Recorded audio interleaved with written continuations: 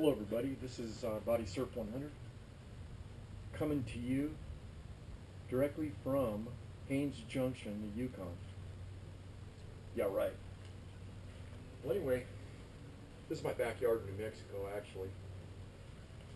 But I kind of wanted to do a video celebrating 1 year since we made our trip up to Prudhoe Bay, Alaska. This of course is not the bike that I went on. This tent right here, the last time I had it up was in Haines Junction, Kluane Campground, the Yukon, when I rolled it up in the rain.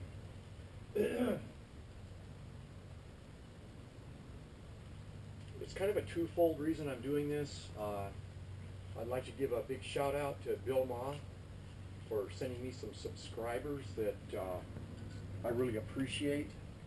Nice bunch of people. Enjoy the back and forth, watching their videos, them watching mine.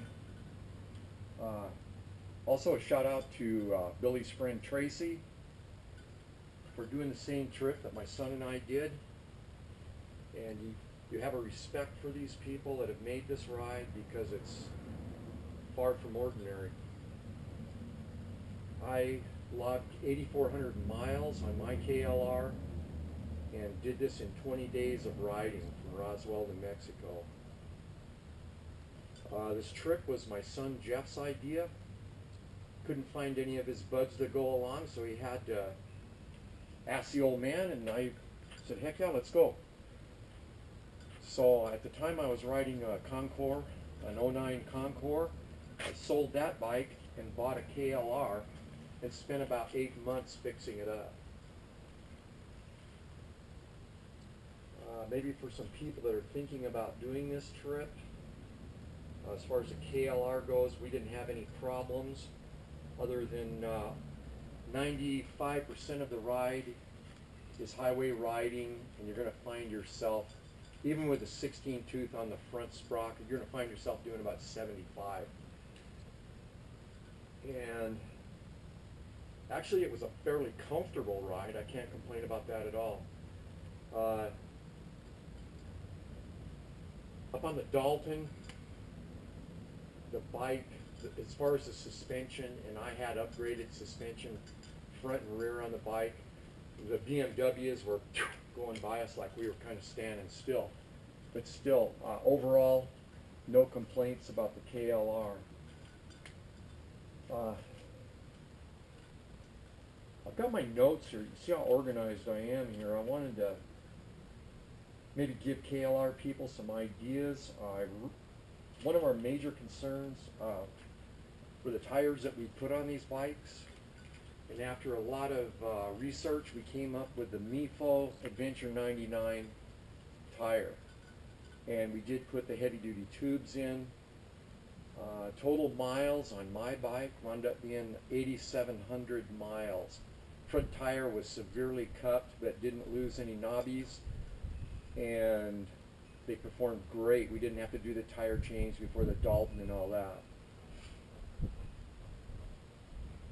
The Dalton Highway. If you go ride the Dalton, be very careful up there. It's a dangerous road, like everybody says. If you do this in a short time frame, 3 weeks like we did, you're going to have to really pace yourself. I was very anxious about this part of it. Actually, the more days we were out on the road, the stronger that we did hit, which was about the opposite from what I had expected. First riding, it was tough doing those 500-mile days, 600-mile days. But after we were on the road, it wasn't that bad. We had about an hour setting up camp and about an hour taking down our camp. And once you get up into the Yukon and Alaska, it looks like this at 9 o'clock at night. Midnight, it looks like kind of dusk. You're going to fight bugs, but you know it's all part of the adventure, right? We did have one experience that was very interesting. You need, if you're going up the Alaska Highway, you need to stop at Liard Hot Springs. Excellent place to camp. You need to use the springs. If we had had more time, I think we'd have spent a couple days there relaxing. And also, you see these people that ride up the Alaska Highway that see the buffalo. That's right where the buffalo are, just the other side of Liard.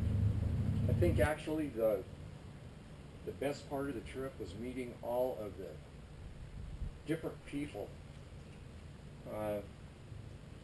We thought we were on this big adventure. We met people that were on such incredible adventures.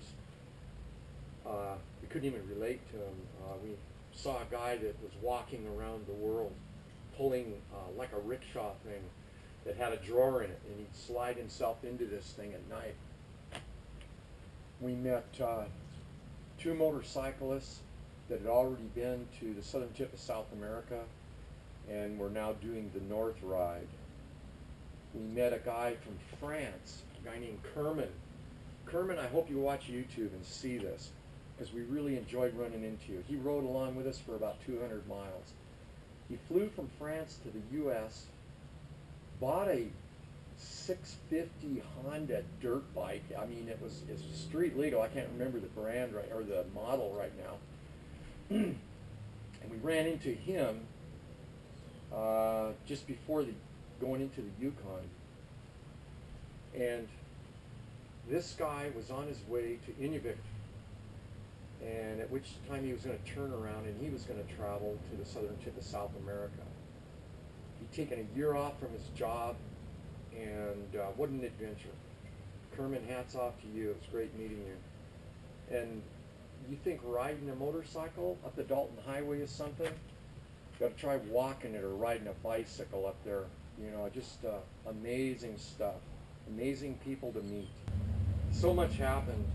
You know, I wrote all this stuff down just so I could remember everything. It would take an hour and a half video to tell you about our trip, but anyway, this is kind of in celebration of 1 year anniversary of this experience. If you have any questions or anything that you're going to make this trip, I'd be happy to help you out. Just shoot me a request over YouTube. Okay, thanks a lot.